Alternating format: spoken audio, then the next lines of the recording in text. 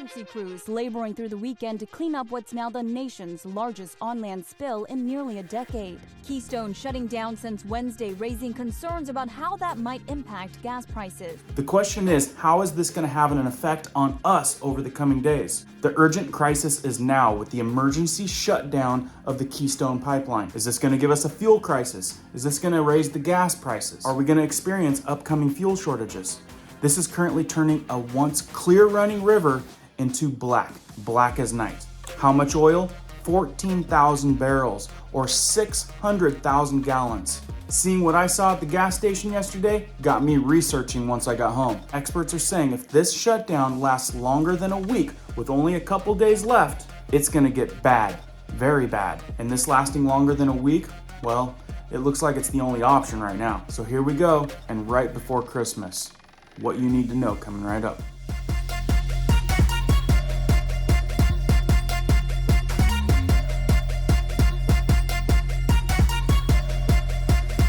Welcome back to all the subscribers. Thanks for watching our videos. If you're brand new here and like news that affects you, emergency preparedness tips, prepping tips, and how-tos weekly, be sure to hit that notification bell so you guys can stay up to date. Let's jump into this one. So like I said, guys, I was at the gas station yesterday, experiencing current winter storms right now. We've gotten almost 2 feet in just the last couple days. Rolling up on the pump, I see 2 caution bags over the pumps. Now, I don't know if they're down for maintenance. I don't know if they're out of fuel. But then I looked up at the gas prices and I was like, oh boy, is gas prices going up again? And you know what? Another side tip. I'm not sure if you guys know in your local area, in our area in Washington State, have you ever noticed that the price up there on the reader board is typically a cash price? I know that happens a lot here. So when it comes to paying and you use a card, it's always more. I've always wondered if that was just a Washington thing or if that was in the rest of the country as well. Let me know down in the comments below if you know anything about that.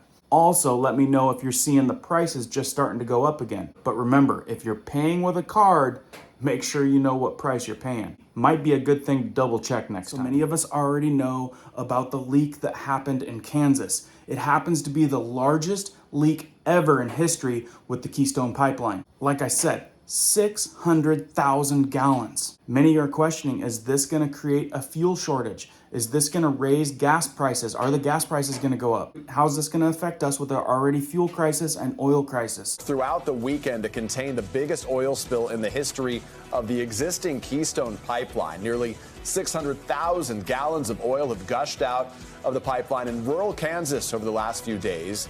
The Canadian company that operates Keystone says it is still investigating the cause of the breach. The pipeline runs from Canada to Oklahoma, usually carrying more than 26 million gallons of oil each day.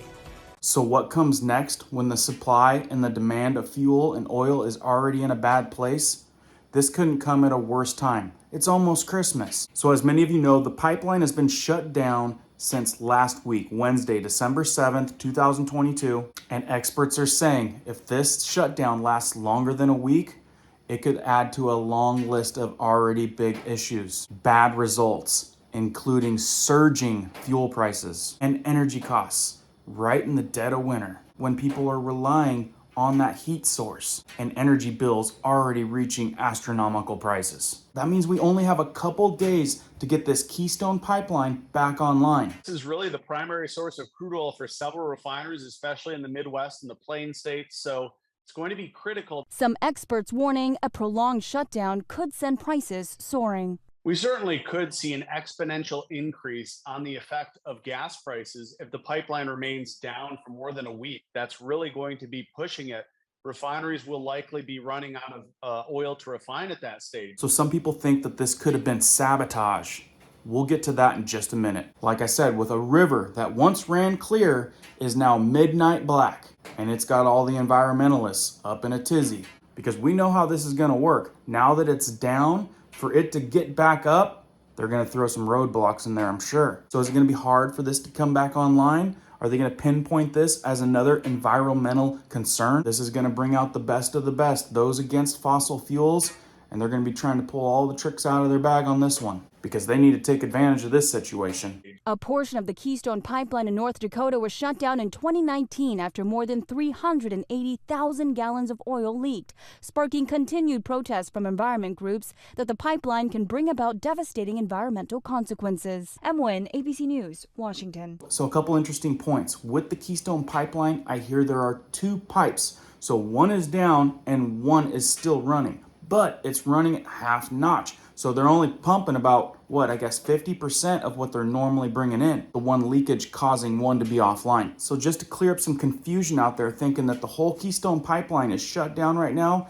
apparently there's another line that is still flowing. Not to say that the one down isn't a huge deal. Like I said, many people are arguing, was this sabotage? Now, from what I hear, the Keystone pipeline had an extra permit allowing them to pump stronger and harder, putting a lot of excess stress that may have not been tested, highly possibly being the result of this leakage. But the investigation's going on. An urgent federal investigation is underway into a Keystone pipeline rupture that spilled nearly 600,000 gallons of oil into a creek just south of the Nebraska border. So if that's true and that's the case, I can see how the extra strain on the pipeline may have been the cause. Spill raising questions from environmentalists about whether the pipeline operator, TC Energy, should keep a federal permit that allowed the pressure inside parts of the Keystone system to exceed the typical maximum permitted levels. What high pressure does to a pipeline is it really finds the weakest point and will, if it's high enough, could rupture from that point. But there are a lot of other potential causes for a pipeline to fail. Now, to me, that sounds a little bit more believable. Let me know what you think or maybe what you know. Like I said, guys, the experts are saying if this lasts longer than a week, we could very easily see surging gas prices, possible fuel shortages, and this will also trickle into heating costs, fuel costs, energy costs, which we are already paying astronomical prices for our heating bills, right? I've gotten numerous reports from people paying record high amounts, 3 times, 5 times the amount they have ever paid in their life. How about you guys? And I don't know about you guys, but our winter has started early. We've already got thigh-deep snow out there. We've had over a week where today is the first day that it's creeped above freezing. And typically, this isn't even the coldest part of the year. So people are going to be relying on their heat sources, their fuel sources. No one can afford higher gas prices or fuel shortages. And certainly people do not want to see their heating bill or energy bills continue to go up. So guys, please share this so people can at least mentally prepare for possible fuel shortages, surging gas prices, and higher heating bills. Because with only a couple days left, this is a high possibility that it could go down like that. If you guys want to know more about a great short-term emergency heat source like this, fantastic choice. And I've got a video right up here that gives you a bunch of tips on how to use this and maximize its uses. Also right down here is a video that YouTube thinks you'd like to watch next. Stay safe out there, guys. Keep prepping, keep learning, keep doing. We'll see you on the next one.